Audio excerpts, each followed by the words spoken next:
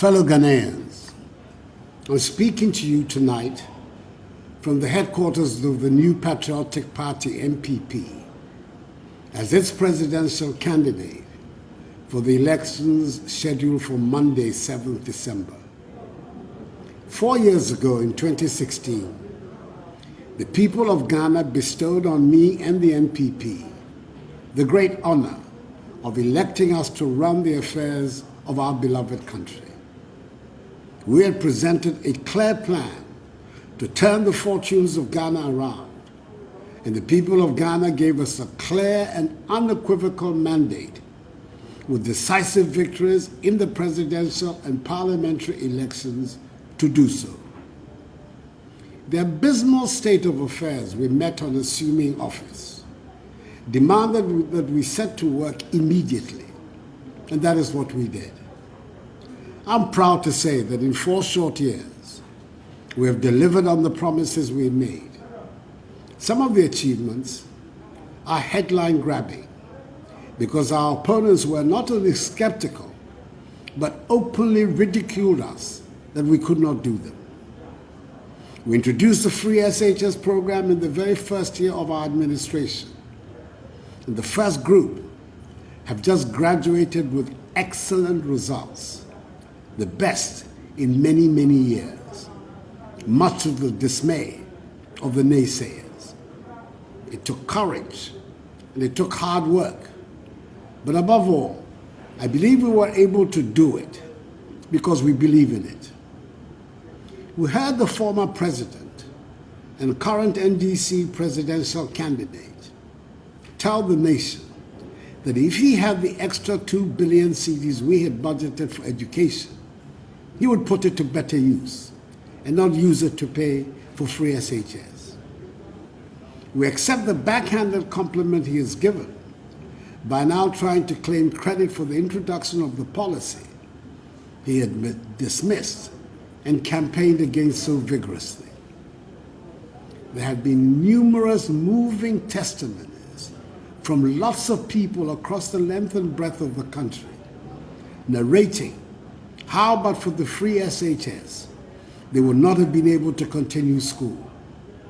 There are many parents today who wish such a policy had existed when they were growing up and have said it would have made a great difference to their lives. The free SHS is a policy that will transform our country, and we in the NPP are proud to have had the courage to introduce it. During this campaign, I've seen for myself the passion that women especially display about the free SHS. We owe it to them and the future generations that the policy becomes an integral part of Ghana's public policy. That will happen when the NPP presidential and parliamentary candidates are voted into office on Monday. I have seen the difference it makes when a government treats farmers with respect and spends resources and expertise on agriculture. We have seen the dramatic turnaround of our agricultural fortunes, and we must make sure that we win the election to build on the progressive policies that have brought smiles to the faces of farmers in the country as a consequence of the excellently executed program for planting for food and jobs, the foundation for the agricultural transformation of our country, which has seen cocoa farmers receive the highest producer prices in our history. Food is today abundant in our markets, and we are now able to export our surpluses to our neighbors. The One District, One Factory program is part of the anchor on which we're building the comprehensive industrialization program. And we must win the elections to ensure that it takes root, as do the other policies that are attracting global players like the Volkswagens, Nissans, Toyotas, and Sinotrucks into our nascent automobile industry. Fellow Ghanaians, the prudent and competent management of the economy is critical for the successful implementation of every policy that will lead to the rapid development of Ghana. it is only when the economy is being managed well that we can take certain things for granted. When the economy is functioning well, we can pay allowances to teachers, nurses, nursing trainees, for example. When a government runs the economy into the ground, we end up with the IMF, and they tell us how many teachers and how many nurses we can employ. They tell us how many civil servants can work in the establishment. And we have to wait for them to okay our budget before we can present it to the sovereign parliament of our nation.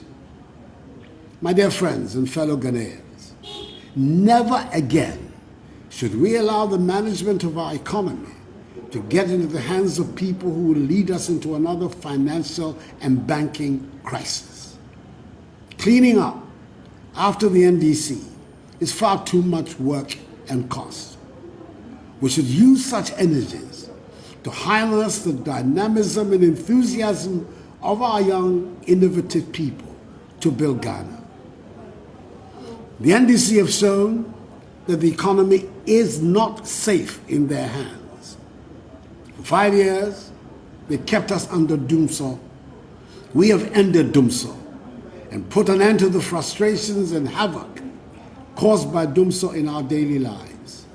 Hairdressers, tailors, dressmakers, vulcanizers, and other small businesses are now able to get on with their lives in the certain knowledge that there is reliable supply of energy. Access to reliable, affordable power is the cornerstone of any modern economy. We ended doomsday, cleared all inherited government debts to ECG, reduced electricity tariffs, and improved reliability. With 4 more years, we will expand electricity coverage to the entire population and bring power to all Ghanaians. While finance and power are vital, our road network is the true backbone of our economy. We declared 2020 the year of roads and are implementing a comprehensive strategy to improve the country's road network. From rural villages to small towns to district capitals, we're working to connect the entire country with roads that are well built and maintained. With 4 more years, we will complete connecting our people, our businesses, our farmers, and our markets. This past year brought unprecedented challenges. The global COVID-19 pandemic has shaken economies and public health systems the world over. Even some of the wealthiest and most developed countries have experienced devastating consequences. Over here in Ghana, we took swift action. Our first priority in fighting the pandemic has been and will continue to be the health and safety of our citizens. We pioneered life-saving innovations that the WHO has since sought to replicate elsewhere.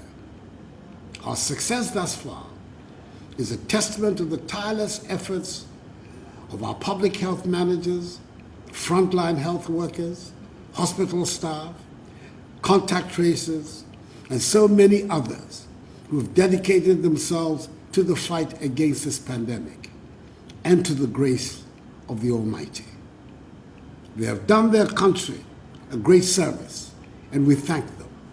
But our work is not done, and we must remain alert. Secondly, we sought to protect our citizens from the economic effects of the pandemic.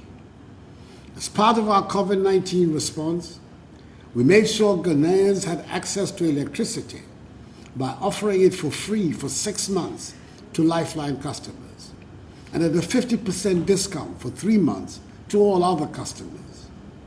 We established the 2 billion CD guarantee facility to support job retention and set up the unemployment insurance scheme to provide temporary income support to workers who are laid off due to the pandemic.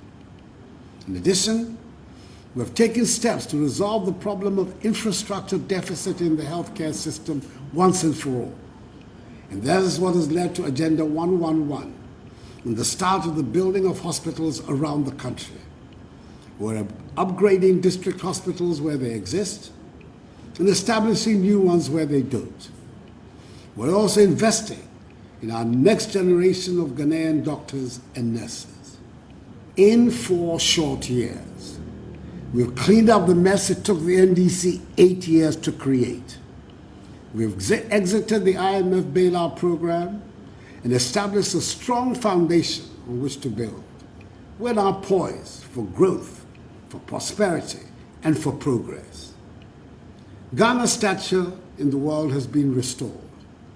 The innovative concept of the year of return brought global attention, and the enthusiastic embrace of the African diaspora in the Americas and the Caribbean to Ghana.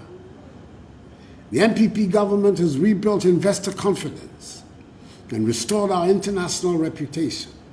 As a result, Ghana is now Africa's center of business.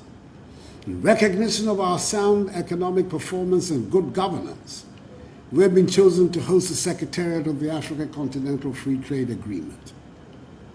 All our actions on the economy are designed to create jobs by ensuring access to reliable, affordable power, financing, sound infrastructure, modern healthcare facilities, and making Ghana Africa's center of business.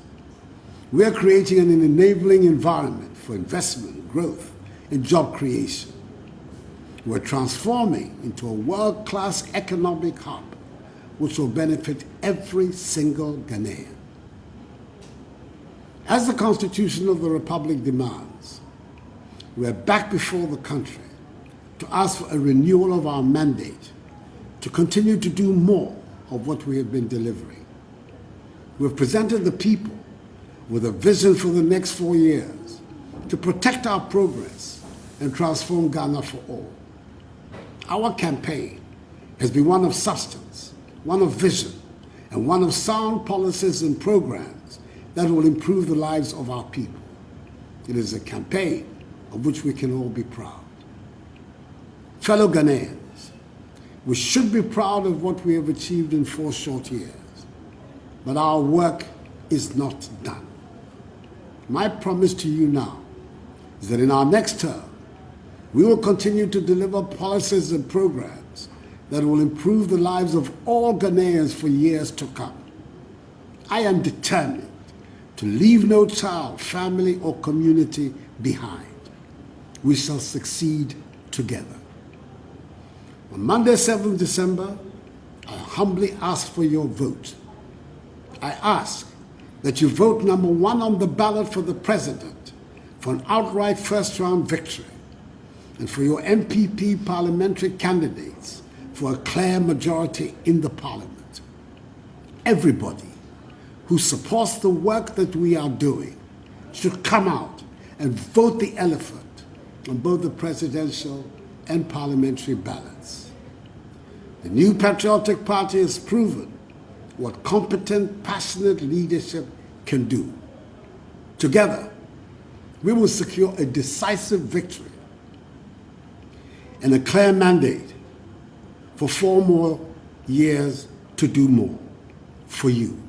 The battle is still the Lord's. May God bless us and our homeland Ghana and make her great and strong. I thank you for your attention.